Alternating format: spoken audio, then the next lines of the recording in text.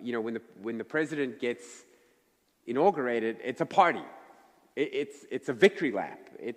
There's music and there's food and there's enjoyment. And at the marriage feast of the Lamb, that's Christ's ultimate coronation. He's with his people. It's his victory lap. Sin has been defeated and death has been defeated. And the way that we experience that is by feasting with him. C.S. Lewis said that joy is the serious business of heaven. Now, you might ask, well, if there's a feast, how can we have a feast if there's no meat? Because there's no death in heaven. Well, there's a couple of things. Firstly, in the years that I was vegan, I enjoyed every meal I had. So you can enjoy food without meat. But for those of you who don't believe me, if you've ever read Restaurant at the End of the Universe by Douglas Adams, there's that scene where the cow comes in, the talking cow, and he says to the people at the table, what part of me do you want? And then he carves it off and he gives it to them, and nobody dies, So it could be that. Or it could be that the trees have steaks growing on them, I don't know.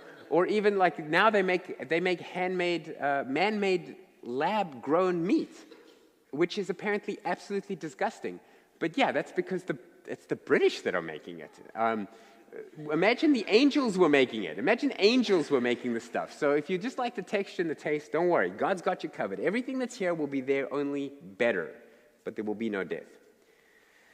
Now, the Bible describes our activity in heaven as governing. Our rewards are described as increased responsibility. We're told that we're going to govern angels, even. That God's ever-expanding kingdom requires people to steward and spheres of responsibility. That's the family business. Every time rewards are described in heaven, they're described in terms of things on earth that represent authority and reigning and ruling. People say, well, your reward is the crown, your crown of life, the crown that the martyr gave. Well, what is a crown? It's what kings wear, because they're in charge of something, right? It's like the mayoral chain that the mayor wears. It's not the chain that he wants, it's the office and the job of being the mayor.